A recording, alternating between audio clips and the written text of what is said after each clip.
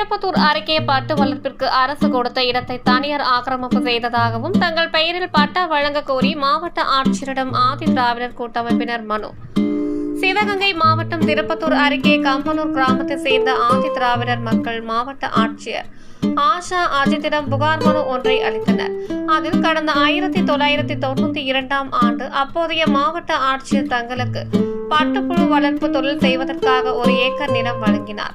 ஆனால் சில காலம் தொழில் செய்து வந்த நிலையில் தண்ணீர் பற்றாக்குறையினால் தொழிலை தொடர முடியவில்லை. தற்போது அந்த இடத்தை தனியார் ஆக்கிரமித்துள்ளதாகவும் இதனை மீட்டு தங்கள் பெயருக்கு பட்டா மாற்றம் செய்து தரும்படியும் வேண்டுகோள் விடுத்துள்ளனர்.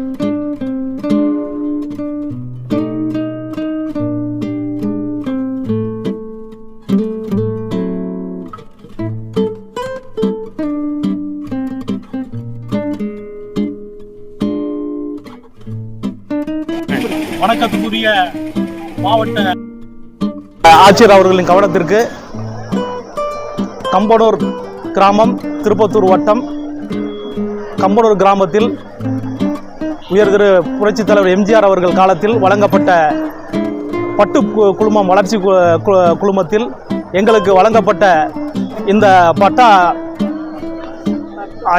இடமானது இன்று தனியார்கள் ஆக்கிரமிப்பு செய்து அதை எங்களுக்கு அந்த தொழில் வளர்ச்சி முடக்க முயற்சிக்கிறார்கள்.